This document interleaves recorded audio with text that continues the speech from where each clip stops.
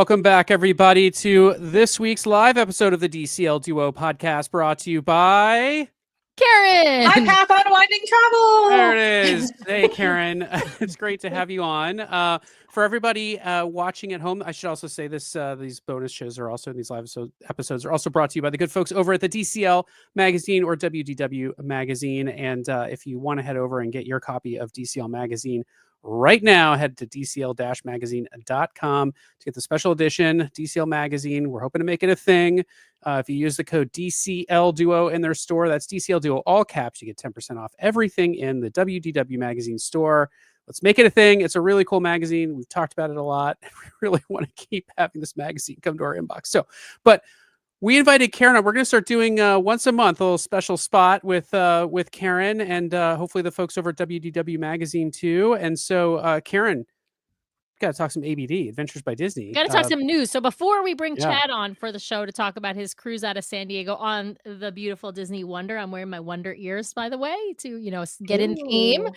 We wanted to have Karen on to talk a little cruise news. It's not really cruise news, but Disney travel news, because Adventures by Disney released their new land itineraries for 2026, and I think booking, did it start today or does it start tomorrow, Karen? Tomorrow. They gave us a little bit more of a lead time, and it starts tomorrow for those adventure insiders that have adventured with Disney 3 or more times. They don't have a label, like they're not Pearl or whatever. They're like super adventure insiders. Yeah. Right. They're Adventure Insiders 3+.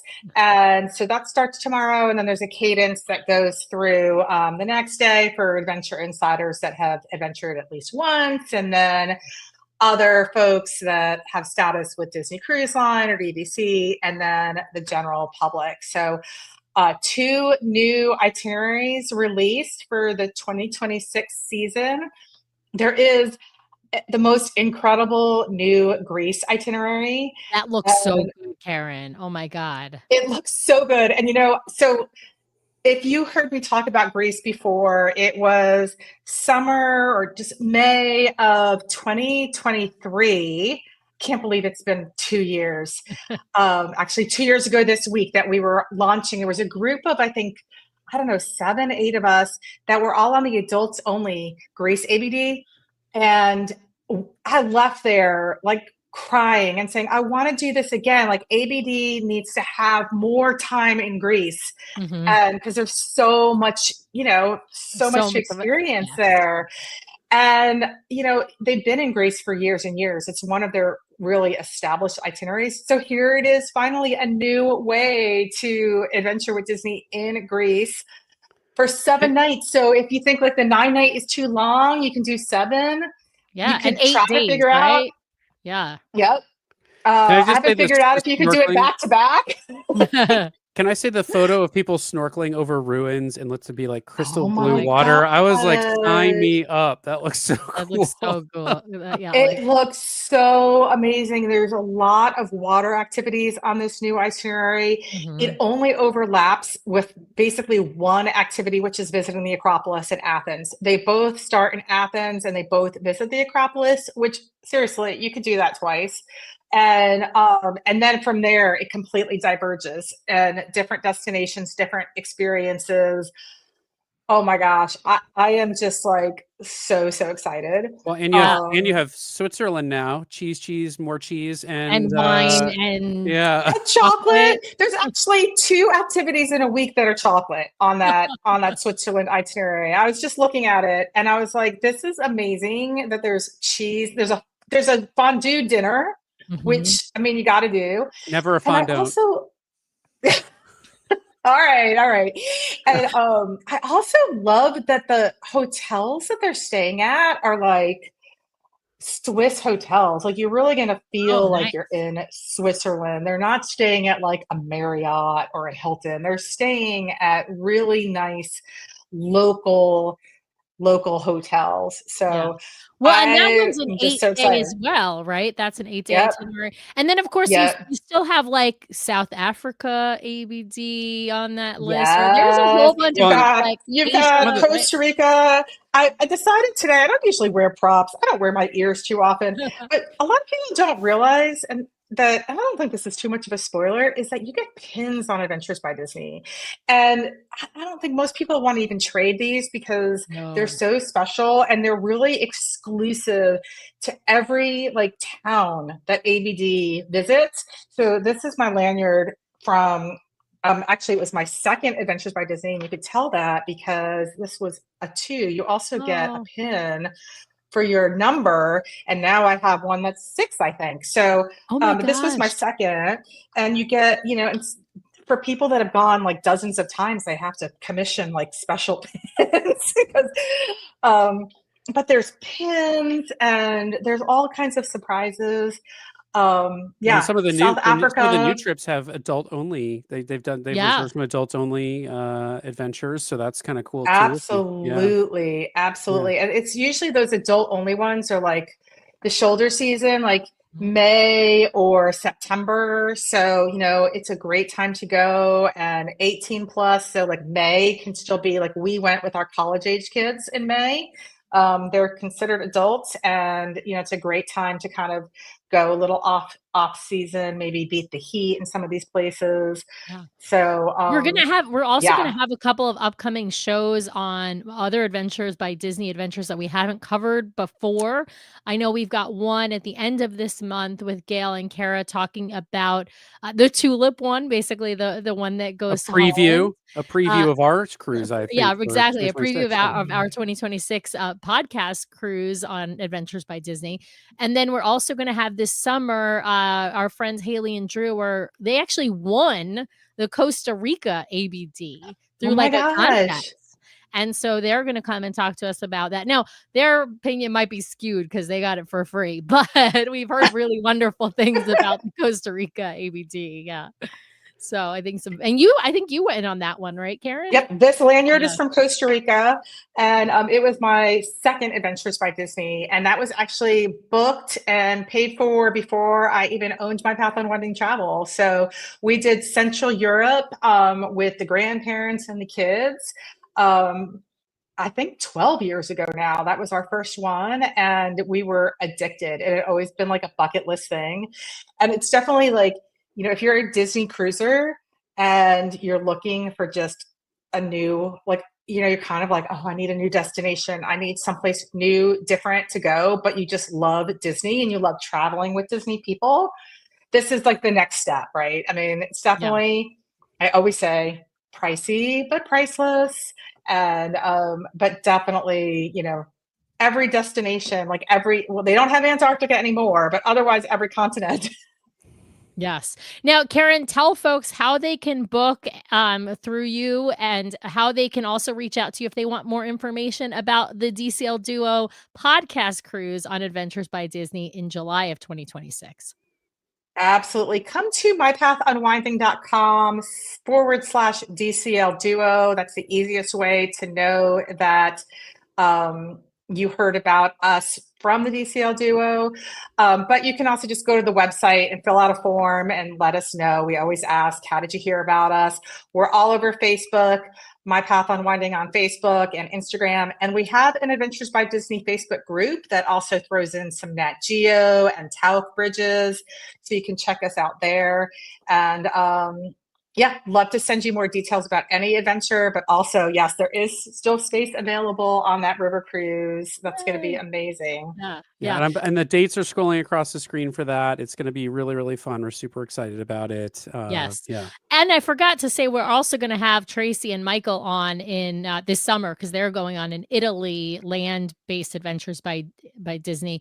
So we'll have them on to talk about that. So we got more coming, obviously, in the coming months. But with that, thank you so much for joining us tonight, Karen. Thanks for having me. This was fun. Have a great show. Talk to you soon. Thanks, Karen. Right. All right. Let's bring in Mr. Chad Pennycuff to talk about San Diego. And for those of you who don't know Chad, you must know. If you listen to us, you have to know about Chad because Chad is so active in our Facebook group. He's been on the show before, but he is also the host of the My DVC Points podcast. He is our go-to resource for DVC. He is probably the reason we purchased DVC. He is certainly the reason guilty as charged. Yeah, he's certainly the reason I own a fixed week at Aulani because he's the one who sent me that contract resale. So welcome to the show. He's Chad, the reason we're in a lot of debt, Chad. Thanks, Chad. I wish I would have kept that contract for myself. I'm not, but I'm a giving kind of guy, Brian. I'm a giving kind of guy, is all I can say as well. So I am so happy to be recording with you guys. Anytime I can hang out with you guys, it's always fun and a blessing. So we're excited to have you. It's ton of fun here. Ton of fun. We feel the same. We're so lucky to get to see you just recently when we were in Florida. Obviously, Chad is based in Florida / Michigan, and so whenever we get down to Florida, if he's in town, we try to make time to see him and get together and catch up. But let's dive into talking about sailing out of San Diego. Chad, remind folks of your Disney Cruise Line history, which is a little limited, but I think both of your prior sailings were with us. Am I right about that? But Chad has also set a very ambitious goal, I think. I know he has. I know he has, but I wanted to tell folks about so his this was number 3. And number 1 was like COVID era. And Brian, had started the DCL Duo podcast when there were no sailings. So as soon as it came back open, Sam, I think you couldn't get off work or you had some commitments or something. So he's like, Chad, I got to pay for 2 people. I'll just give you the room. Are you in? And I'm like, well, dude, let me cover the rental car and whatever else we need. Yes, I'm in. Sign me up. And I had signed the contract on the house down here and they were building it. So I think we popped in and looked at it one day in the rental car, but that was cruise number 1. And it was like the month that DCL started sailing again. Right. So and that was on the Fantasy, right? Yeah, that was the Fantasy. So it was really tainted because Brian's like, you realize we're only at 20%, 25% capacity. It's usually a lot more crowded than this. And okay, fine. And then the next one I went on, was your guys' initial podcast cruise deal. So a bunch of people from my community started to say, hey, we're in. Some of them were organically just there. And I was like, okay, I'm in. And then I keep trying to do these, Sam, with my entire family. And we had 4 or 5 of them scheduled during COVID. And then the DVC member sailing on the Wish, we were scheduled for that. And then I got COVID right before that. So it's just it's not for lack of trying. Let me just put it to you that way. Yeah. Okay. Yeah. Well, and it seems like you either sail with us or you sail with Gina. I mean, that's basically what it's come down to. So shout out to Gina Grotsky, who I know is watching. She's already in the comments. She's basically one of the main producers of the My DVC Points podcast, and we met her through Chad. Mm-hmm. And she has become, a valued member, of course, of our community. She lives in Orange County. And so whenever she can sail out of San Diego, she's hopping on the Wonder. So that's, Gina says present and accounted for. Yep, exactly. I know. I saw her in the comments. So, and I know that this cruise, it was a bunch of folks from the My DVC Points community came together and did this sailing. Quite a few of you. Tell us why this cruise in particular. This was a 4-night out of San Diego in early April, right? Tell us why this itinerary in particular. So yeah, Gina's like my sister at this point in time. She's like my Disney sibling, and I'm really good friends with her and her husband Brandon. And I just love the two to death, and I love hanging out Disney with them and doing the backstage stuff where we're creating shows for people and all that kind of fun stuff. So we were looking for an initial cruise, and just because of the price points of DVC, I wanted to go something small that we could say to our people. And Gina was like, I'm so tired of coming there, but I'll come there for my spring break. And then I looked and I was like, well, Gina, there's a San Diego one, an hour drive from your house. You come out here all the time to do this. Let's just call San Diego by you because it's a 4-nighter and it met all the criteria. We can pick it on your spring break week, and then we'll just see who can join us. And so it was literally revolving around her spring break week.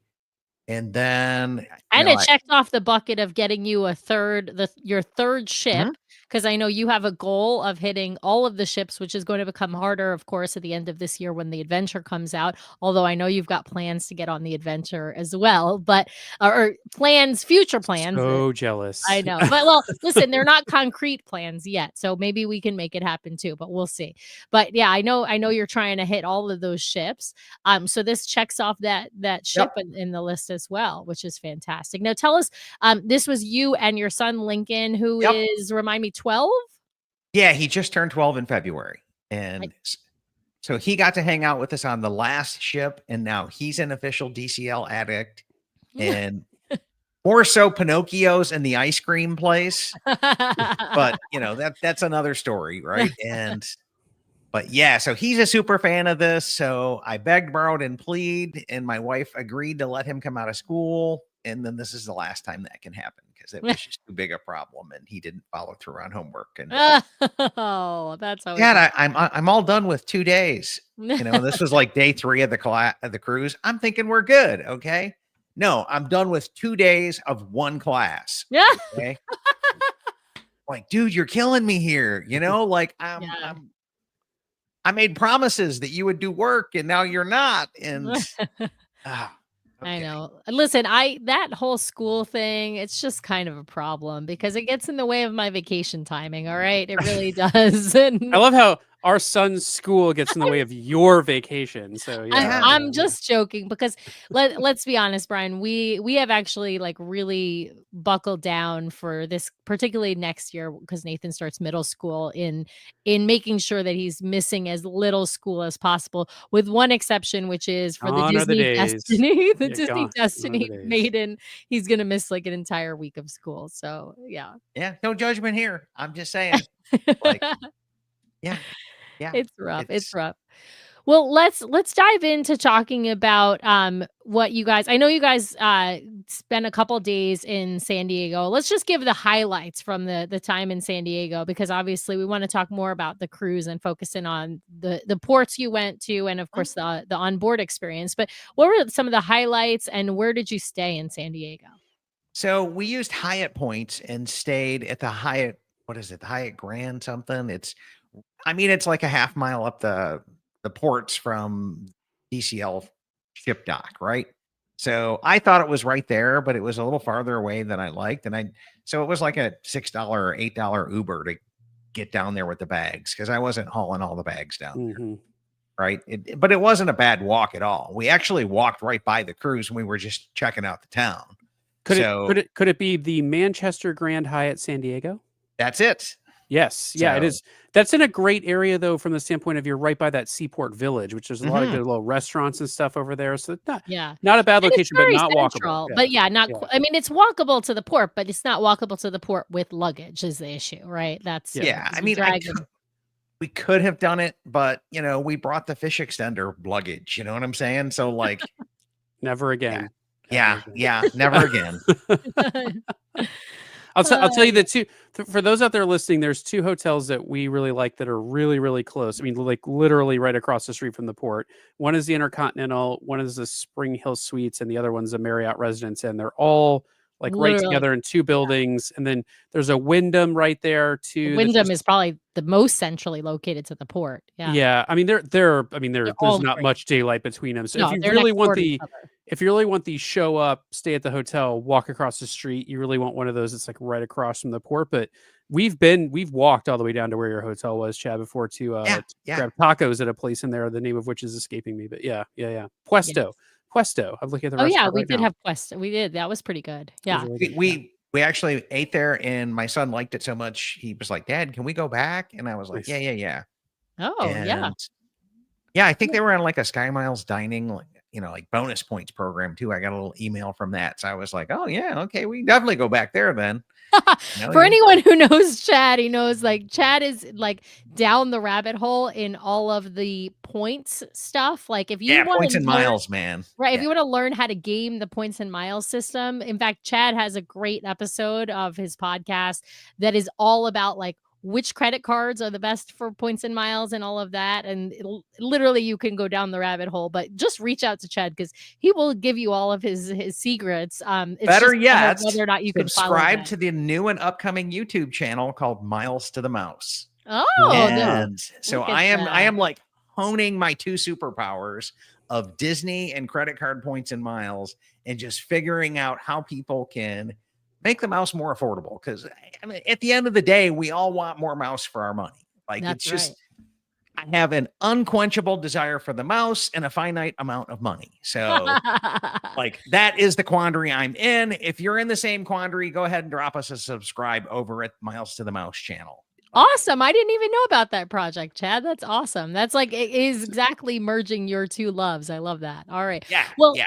Well, tell us some of the highlights from San Diego. Did you hit the zoo? I feel like the zoo is the place. Yeah, to we go. did. So my son wasn't real happy about the zoo, but he ended up somewhat liking it and realizing, hey, this was a worthwhile deal.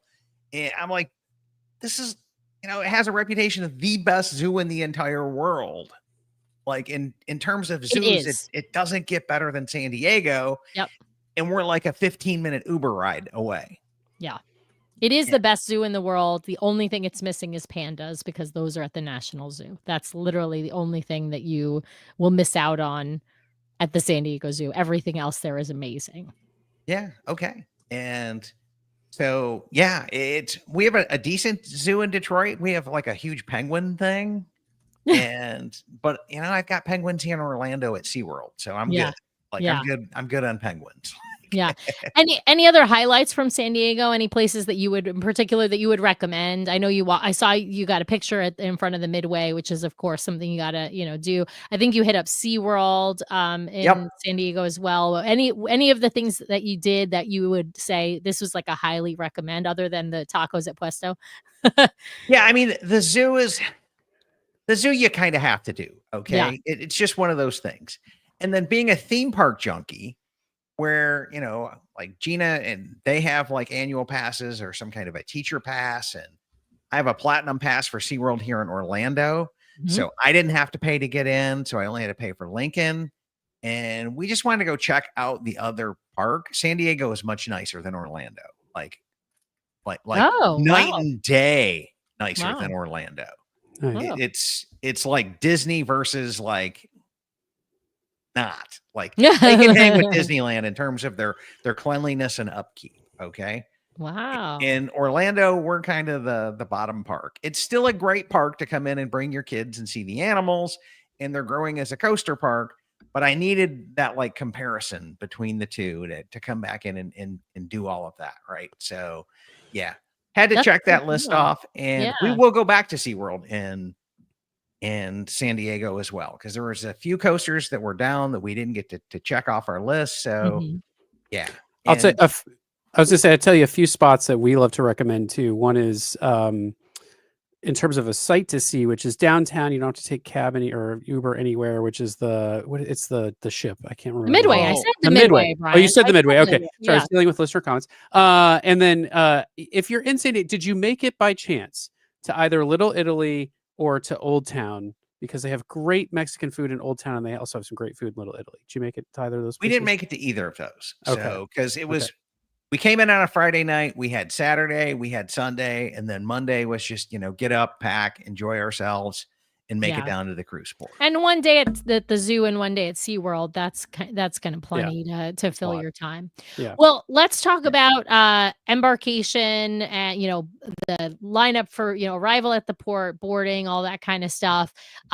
We know that San Diego is not the well-oiled machine that Port Canaveral was. Tell us about your impressions of the That port was a little bit of a experience. disappointing. Yeah. Right. Yeah. That was because I'm used to like walking into Port Canaveral or even the new Port Everglades, and you have a Disney terminal. You know what I'm saying? But I realize we're not full time there, and we're just like one of the ships that's coming in at a couple of different times. And so that kind of reset expectations for me. And then once I did that, it was like, okay, it still worked. It was still functional. They were still on time. And it's just really convenient to get a drop off there. And if you know where to stand out front, and then come into the right lane and all of that. It was super convenient, super convenient. If I was staying in one of those hotels right across the street that you mentioned, Yeah. it would have been perfect, because then you just drag your stuff right on over or make 2 trips. You know what I'm saying? It's like, it's not that big a deal. Someone asked us recently, they emailed us and they asked us about, like, does San Diego have the luggage drop off like Port Canaveral does if you're showing up by car? And my memory, Sam, and maybe you can speak to this, Chad, was you you pull up and they have to drop you off outside the gate. They don't let cars back into the gated area, and then you you walk your luggage through, drop it off, and then you have to come back out to stand in line. No, there is a place where cars can drop off, where I like remember where the okay. Ubers and stuff drop off. It's where we've gotten picked up from there, Brian. We've never gotten dropped, like we've never dropped Okay. luggage off there. But yeah, there is a spot where you could drop off luggage, but you would you would have to then go drive and park somewhere. I just remember right? an Uber one time like dropping us off outside the gate. So maybe it wasn't open yet we got there too early. Maybe that was what it was. Yeah, Okay. there is, but it's to the side. It's not as like clearly marked. The signage is not as good. It's you know, it's very chaotic. It's not clear. It's not clear as to where our Uber driver got a very harsh scolding that I didn't think he deserved based on the signs. Yeah. And it's just like, okay, well, we'll do, chill, dude. We'll do what we need to do. Okay. We're not here to, we're Disney people. We're not here to create a ruckus, right? Now, once you get through, the bag check-in and the port sort of line queue madness, was the check-in process relatively straightforward there? Yeah, I mean, it was relatively straightforward. I love the fact that you can just upload all of that stuff to DCL and passports and all of that. And then when you check out with the passports now, they do the photo ID and you don't even need your passport and blah, blah, blah, blah. It's just quick and simple and easy. Like, that has been tuned and streamlined and perfected.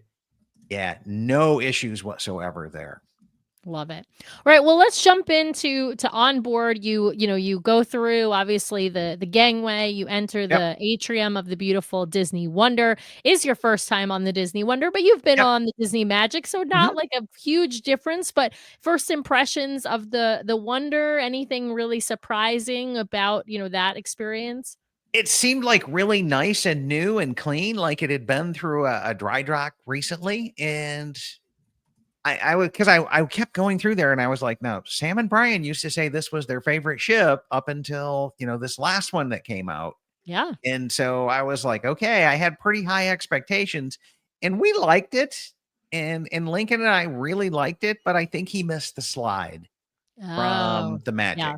And, the aqua dunk there, I think it is on the Magic. On the Magic. Yep. The aqua dunk, and the Wonder only has the twist and spout. It only has like the sort of really big slide. I think it's because I can't remember the lore behind this, but I think they did not put the slide on the Wonder because they knew the Wonder was going to be going through the canal and up to Alaska and all of this sort of stuff. And there was some concern about the slide overhanging the ship or anything like that. And so, the Wonder never got a water slide attraction, really, like a good one at least. It still has the smaller one, not the bigger one. That's absolutely true. That makes sense. Well, let's jump to the ports, because I know these were 2 new ports of call for you.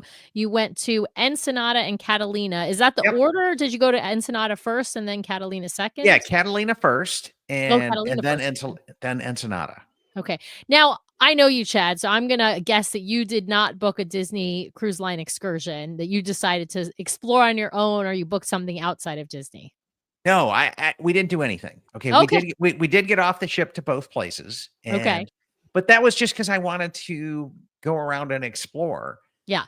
And that's just independent Chad, though. I feel like that's you, and 2, you're not going to pay for that exorbitant price that DCL is going to charge on that excursion. I know that. No, I'm not paying for it because I would rather put that money towards my next DCL cruise. Right? Yeah. It's like, like I said, I mean, we do discounted gift cards in every trick in the book to like make these cruises more affordable and obtainable. So I'm probably like the only person that I know that does like 90% payment with Disney gift cards that we bought at a 10 to 15% discount, and then pays the rest of it with credit card points. Like I love it's, it. I like I said, you got to make the mouse more affordable. Yeah. So, Well, what did you think about Catalina, Chad? I think you had Yeah. some cooler weather than what you expected on this cruise. yeah, I was expecting sunny and 70 and, moderately nice and warm, and it was cold. Okay. Yeah.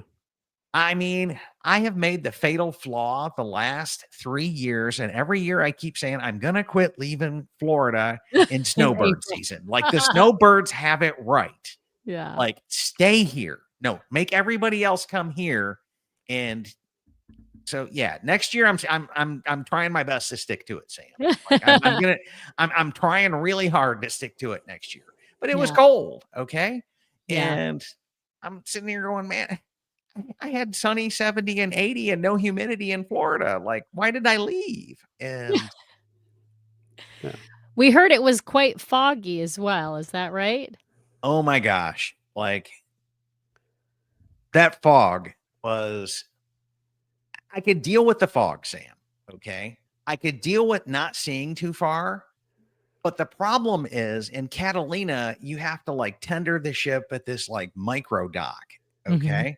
So it's kind of floating out there in the middle of nowhere. And let me just tell you, Sam, this cruise was horny and not in a good way. Okay. Wait. We got a little audio for that. Yeah. Wait for it. There's still. Yeah, I know it's coming. I know it's story of my Catalina day. That is what Chad had to listen to it goes off about every like 5 minutes or maybe No, even it's less. like less than a minute or something. Yeah. We had that in New Orleans. Remember, Sam? We were sailing at one point, and they had the fog. It was every and you're trying to sleep, and you can hear the foghorn. Yeah. Luckily, we were down on deck 5, so if we were in our cabin, we didn't hear it. Okay. Yeah. But like the shops and the shop owners are complaining about it. Like back on the island. And we have finally just kind of like toured around, just walked into various different shops, got a feel for it that's there, kind of checked it off our list, and then made it back so that we could grab some lunch. And our server was an amazing, nice guy. And I don't know how to politely say, dude, just leave us alone. Okay.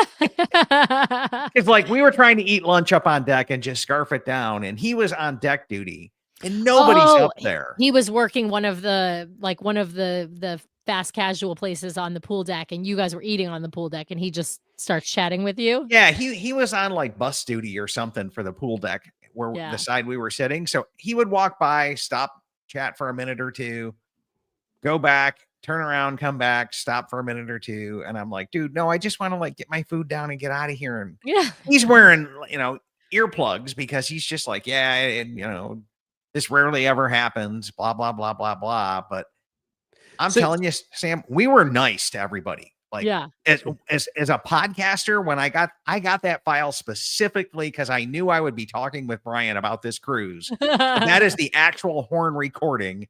I love it. From that. And we're being nice as podcasters. That was like eardrum piercing level of pain. I have brought the noise volume down way from what it was. Yeah. We've got some great comments I gotta bring up though. So Gina's saying it was every 2 minutes if you guys were moving, and bells if boats were too close and you can hear it 2 miles away on land.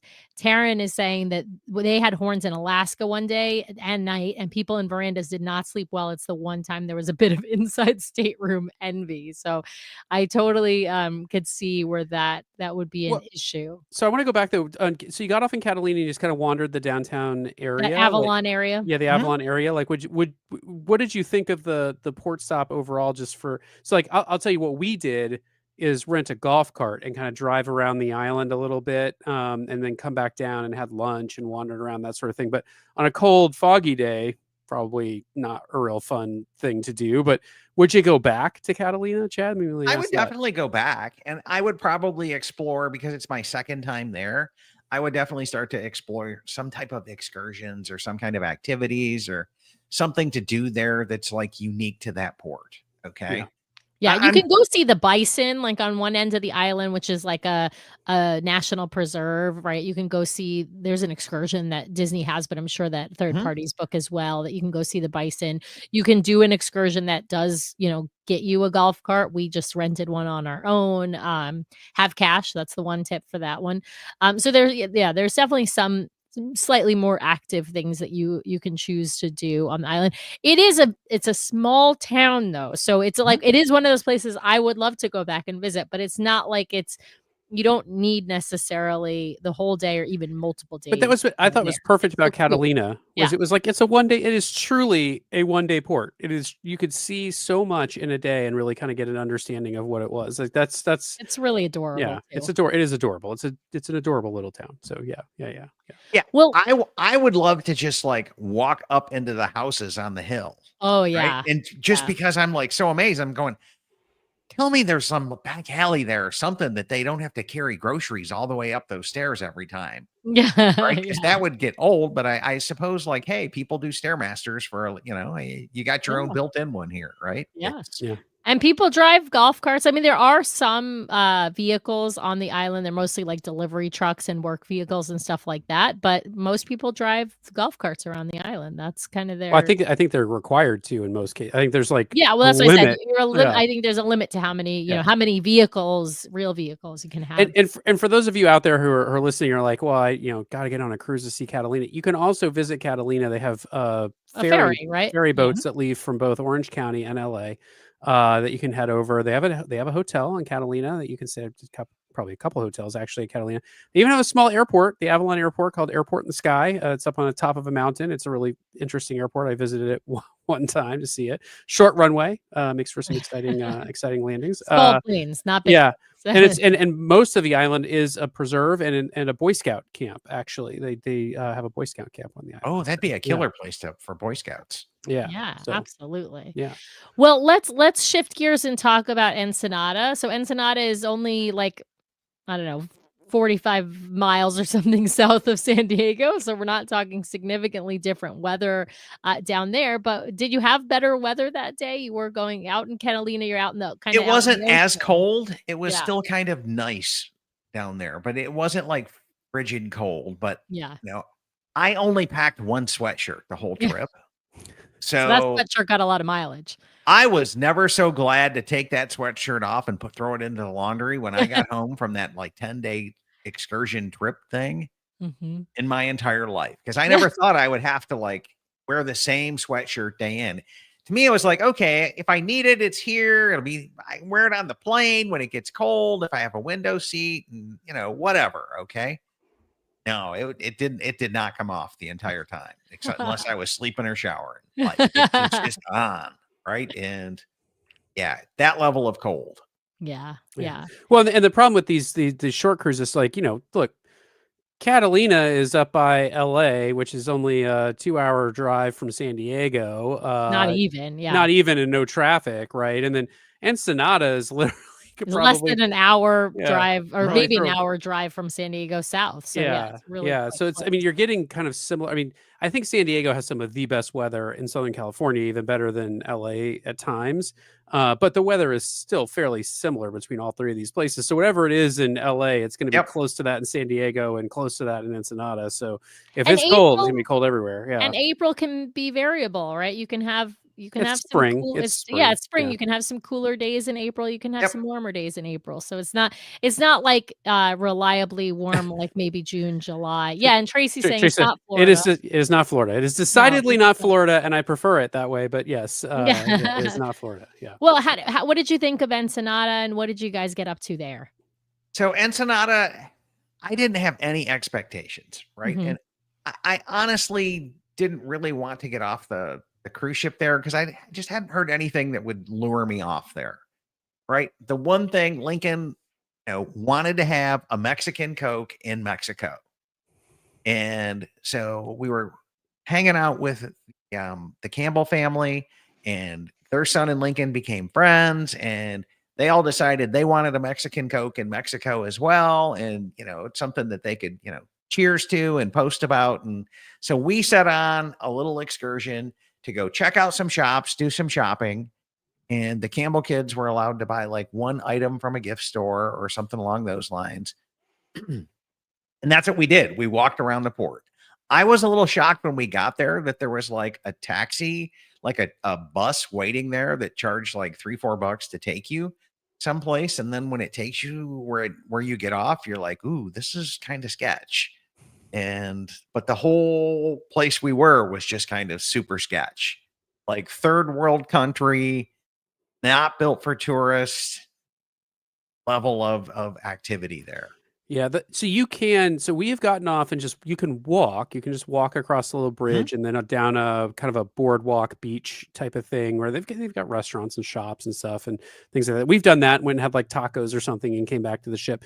The bus is so frustrating because it takes you into like downtown area of Ensenada, and when you get off, there's usually a bunch of tour providers then that just like swarm the bus with you want to go here, you want to go here, we want to go here. And I made the mistake. I got sold by a tour provider to take us out to the blowhole. Yeah, because I was supposed to go kayaking. Which is a cool thing to see. But you have to walk. That guy made it sound cool. But you have to walk. But you have to walk like a half of a mile down like a bunch of flea market type shops with people like hawking everything at you to get to the place where you see the blowhole, and then you got to walk all the way back up the same street. And the only redeeming value of that entire excursion was the blowhole itself. And the tacos at the other end. La Bufador, that's what it's called. La Bufador, yes.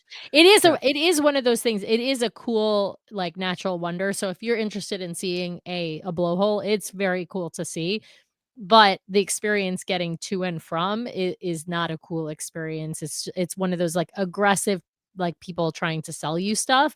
And we were walking with Nathan, and one person even kind of cut between Nathan and I as we're walking, and it was just not the most comfortable experience. So I would say Ensenada, not my favorite port, might be the kind of port that I would stay on board for. Although Brian and I did get off in Ensenada one time. The Nassau of the West Coast, yes. And we did go get some yummy tacos. So I will say we walked and we found a little restaurant. Like it was kind of sketch, but the tacos were delicious. So we had a margarita and we got back on the ship. Let's face it, even the US, some of the best tacos are some of the sketchiest places. So I was all in for it. Yeah. That is exactly right. Yeah.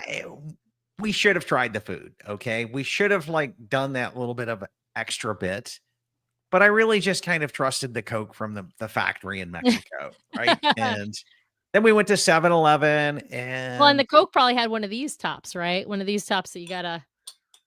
So we wanted the glass bottles, and we found one that said it was extra sugar we couldn't make out the Spanish. Yeah. But we tried it and we all agreed it was like super, super sweet. And, we bought some bottled waters, and the little shop there was actually really, really, really fair in terms of their pricing. And 7-Eleven was fair as well. Where I thought they kind of like took advantage of us was a candy store, because my wife is a cultural teacher. She teaches an intro to Spanish, Japanese, German, French. And so when she knew we were going there, I was like, oh yeah, she's going to want me to pick up some hard candy. And there's these little things called stoplight suckers, Fuego or something like that. And they're really, really popular with her kids. She wants me to get them anytime I can. So we bought her a couple bags of those, and I feel like they gouged us on those. It was one of those, this person says this price, this person says this price, and then they give you a price, but then they charge you in pesos. Like, wait a minute, you told me in dollars, but then you charged me in pesos, and I know you inflated it when you did that. And so I was like, yeah, I won't be doing that again. Yeah, the crew love the stop in Ensenada because there's a Walmart close to the port, and so they can get off and get all the stuff that they need for the day. But Ensenada is an industrial shipping port primarily. Yeah. So it's a city that grew up around bringing stuff into Mexico. It's an actual container port. So yeah, I mean the ships don't dock in the container section, but yeah. Yeah, and in the comments that we're seeing, Dan was saying they had a great kayak excursion to the Bufadora and was cool to see from the ocean. And Brian commented back, but I wanted to read it for folks who aren't paying attention to the comments, that Brian was supposed to do that excursion on 2 different occasions, and both times it got canceled for weather. So if there's like high winds, bad weather, right there, those things are going to get the. Well, you're on the open ocean. I mean, the Pacific Ocean. Right. So exactly. Yeah, I mean, it's going to be unpredictable there in a kayak. So yeah. Given what you told me about the tourist and getting mobbed going to that, if I could do it on the open ocean on a kayak or a boat or something along those lines, sign me up. I'm in. It's supposed to be. I will say that La Bufador excursion is supposed to be great too, because on the way back they stop at like a local taco place and let people buy tacos, and they're supposed to be really, really great. So yeah, it's supposed to be a fantastic excursion if they still offer it. Yeah. What did you get up to? Well, actually, Chad, I want to ask you about dining on board the Wonder, because I will say when we sailed the Fantasy, you had some hot takes on the DCL dining, because I'd set you up for, most people really liked it, thought it was better than most other cruise lines. How was the dining experience for you on the Wonder? Yeah. I think you nail it best when you're like, it's hyped up wedding food. Like it's people. I just have a higher bar for fine dining, right? And there's a debate going on in our My DVC Points community about like Alani versus, cruise ship versus this and this and this. And I'm like, yeah, but I can control the quality of food that I get at Alani. Here, I feel like it's lower rate quality food, which is still probably better than most cruise ships. I will give you that. Okay. I will definitely give you that, but it's not what I would want or expect. And like the one dish that we had was the pasta with meat sauce. That was really good. I really enjoyed that. But like that is a great dish in Animator's palate. That's a really good. It's a really good option. I like that. I often get that, and I get the pork chop at the same time, because I like the pasta as like the side, and I like the pork chop as like my meat. Yeah. What an odd combination. I know it's totally weird, but I love it. I'm going with the pork chop next time. Yeah, because it's good. every time I try like the steak, or the beef, I'm disappointed. The problem with the pork chop is a lot of times it gets dried out. Like that's the the problem with the steak. The steak typically, the problem with the steak is typically it gets dried out, right? So I think the pork chop is breaded, so I think they do a better job with that. It can sometimes it's dry, but it's not. It's I think generally pretty good. What about Tiana's? You had Tiana's you for had the the first time. show. What did you think of the show? And I think Tiana's is actually some of the best main dining food. Like there's a couple restaurants I think really push the envelope in terms of like flavors and food on the cruise line, which I appreciate. Coco being one, Arendelle kind of, but Tiana I think is another example. Yeah, we liked its equivalent better. What is it? Is it Rapunzel's? Yeah, like, Rapunzel's. Yeah. We like that better. Okay. And that was a consistent with Lincoln and I. Like the show better. I like the character interaction with the thug type dancing men. And to me, that was just more my speed. And I will fall on the sword here, right? I'm probably still a little bitter about losing Splash to like fully dive in and appreciate Tiana's. I know I have to deal with it. I know the reasons why. I love the ride, and I'm working on it, Sam. I'm working on it. Okay. Little by little, Chad, we'll convert you to a Tiana's Bayou lover. Don't worry. So yeah, I will eventually convert to that, and I love Splash though. It was got a special spot. So I'm working on Tiana's. I'm dealing with it. Right. I got to ask you about shows though, Chad, because obviously, I always talk about the shows on board. That's one of the big draws, I think, for Disney Cruise Line in general. What did you think about the shows on the Wonder? I completely get the reputation the Golden Mickey's has. Okay. Like, you mean it's awesome reputation. Yeah, it's the bottom of the barrel in terms of cruise line shows. Like I've seen enough now, 3 different cruise ships, 3 different lineups, and Disney Dreams, I really like. Okay. Frozen was really good. And Golden Mickey's, man, I would sit through it with my family, right? But after we've done it, after we've done it once as a family, and shout out to Tim Allen. He's a fellow Detroiter, right? So love me some Tim Allen, but after I see it with the family, I don't know that I would do that again. I love me some Ensign Benson. I think that's such a great, such an underrated cute. show. It just needs, I think, Plus it needs old school Iger, not new evil Iger, but like the old non-Bizarro version of Bob Iger. Brian, Josh McHenry is with you. He's saying he loves the Golden Mickeys as well. Thank you, Josh. Thank you. I appreciate that. And I mean, Linda's saying she would have swapped Dreams and Golden Mickey. It goes Golden Mickey, Frozen, and Dreams for her. As far as I think she's saying best to worst or worst to best. I'm not sure actually, but I think Frozen is the best on that ship in my opinion.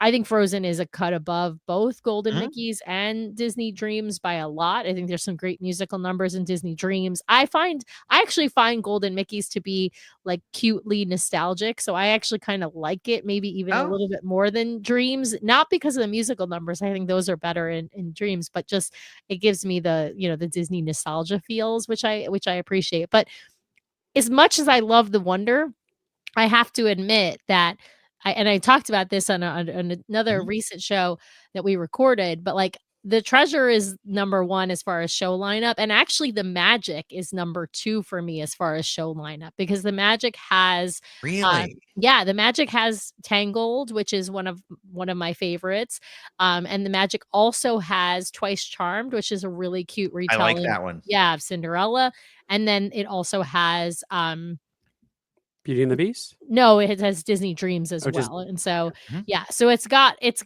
3, solid shows, Disney Dreams being the bottom of that barrel, but not, again, it's not a bad show. It's just not my favorite.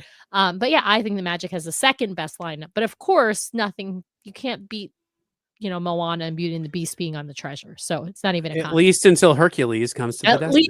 At least until Hercules comes, and then we'll reevaluate, because we'll have Hercules on the same ship. What is the other show that's going to be on? It's not Aladdin. It's going to be, oh my God, why am I blanking?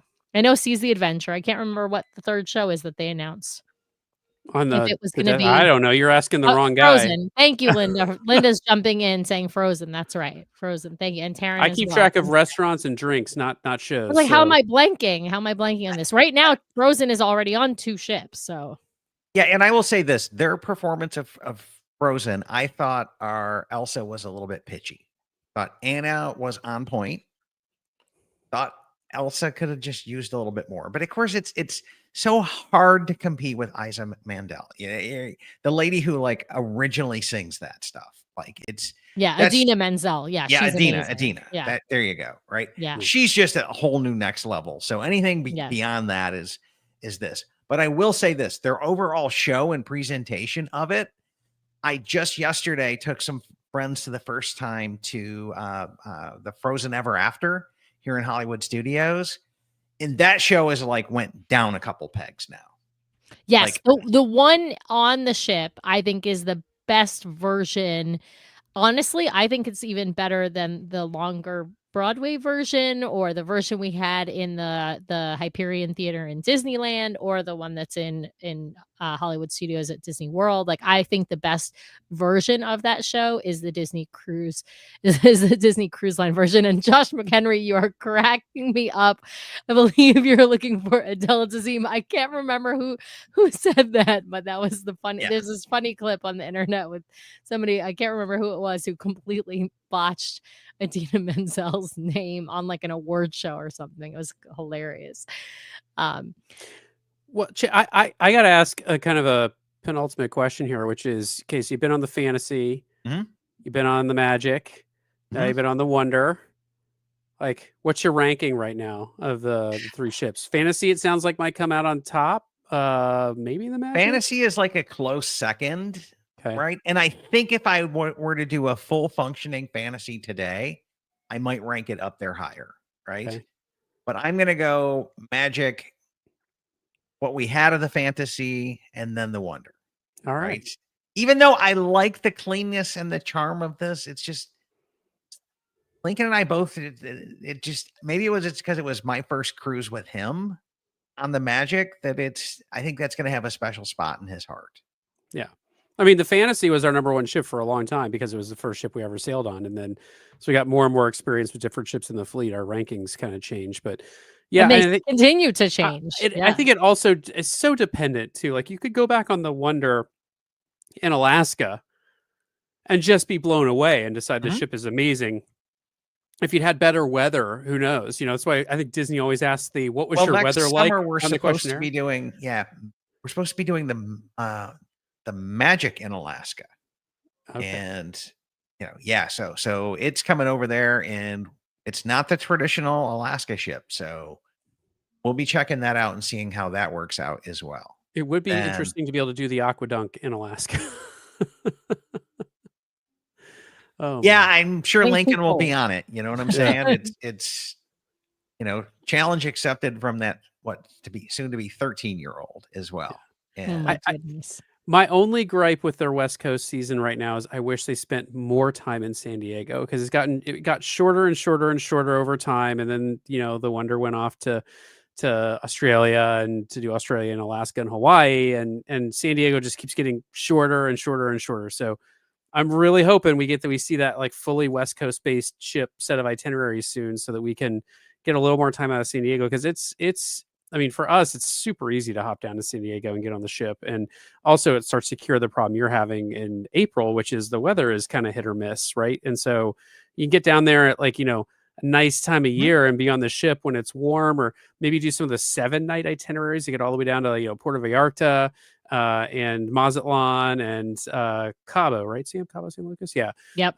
Get all the way down there. Now you're into warm weather territory, beautiful beaches, sunshine. It's just Even it's a totally different even cruise. the 5-night itineraries, like if you get one that goes to Ensenada and Cabo, at least when you're down in Cabo, you're sure to have warmer weather because you're going further south.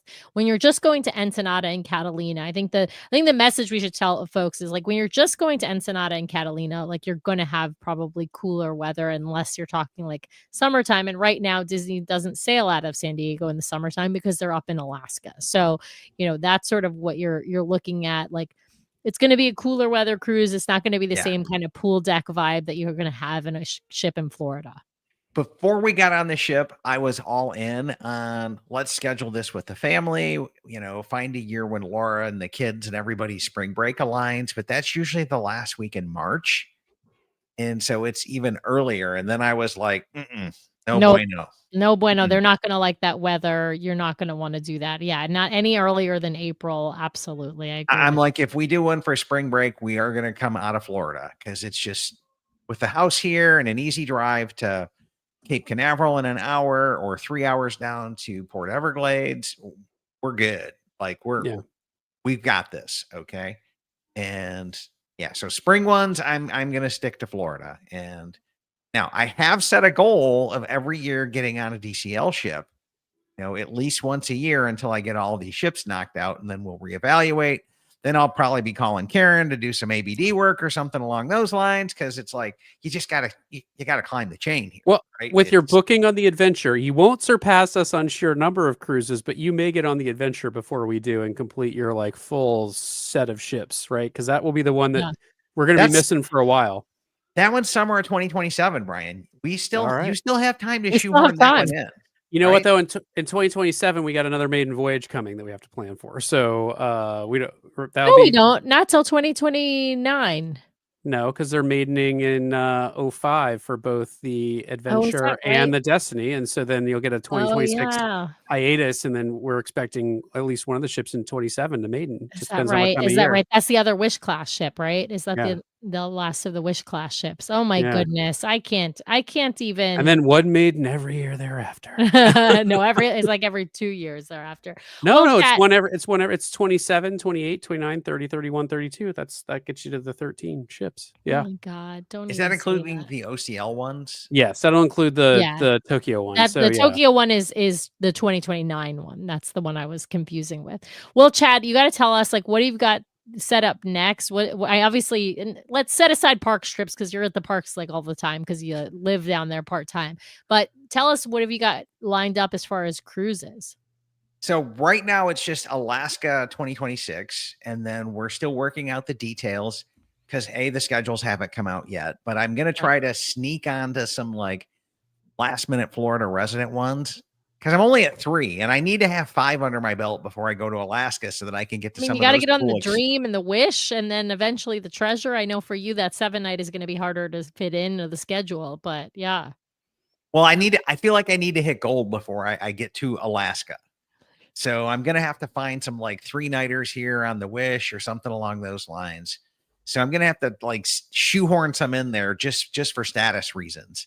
Because like I need to like get on the ship for the glacier excursions and all that, right? Yeah. And yeah. then 2027 Singapore, we're gonna be doing a back-to-back with some Universal has a thing Singapore park out there. Oh, cool. And I'm looking into some point and mile hacks that like KLM has a flight path from Detroit to Charles de Gaulle, and then you take a second plane over to Singapore.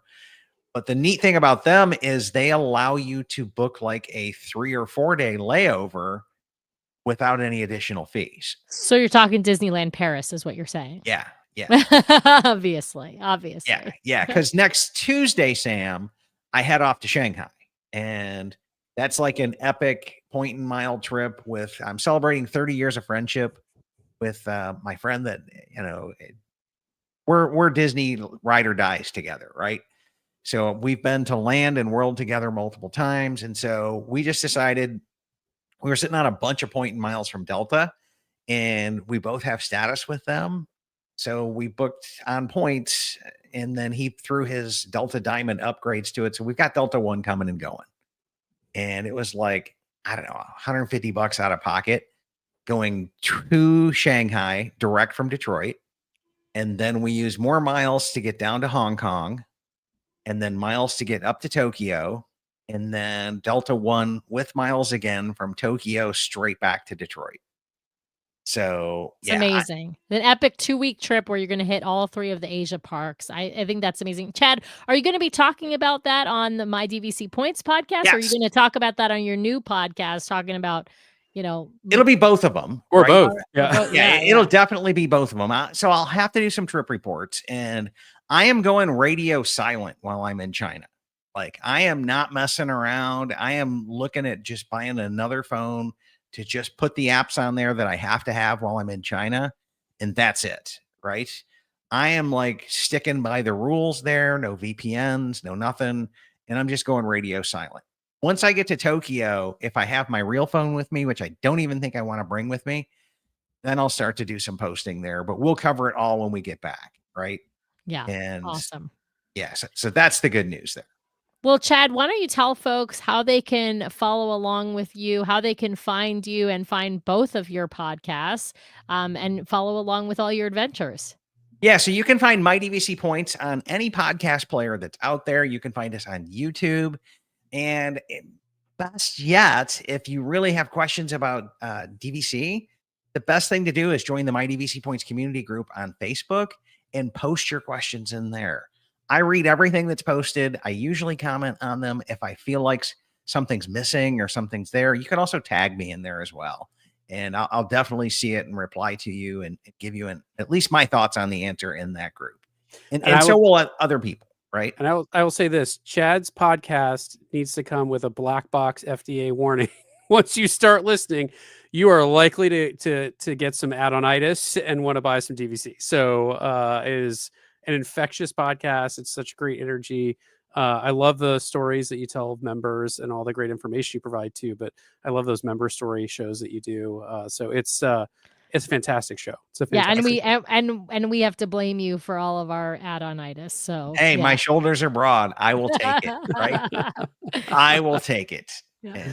Well, thanks so much for coming on the show, Chad. We so appreciate you. You have been with us from the beginning. For those who don't know, we have mentioned Chad before on this show because he really helped us out, really helped Brian out in particular when we first started this show, in giving him all of the tips and tricks for like how to have good sound quality and good production quality and all that kind of stuff that really was sort of the foundation of our show. And without Chad, we would not be where we are today. I don't think we would have the successful podcast that we have today without his advice and sort of tutelage and taking Brian under his wing and being our podcast mentor. I know we've had our friend Paul Thornton refer to us as his podcast mentors, but Chad is really our podcast mentor. So thank you so much, Chad, for all that you've done, all that you continue to do. And thanks for coming on the show.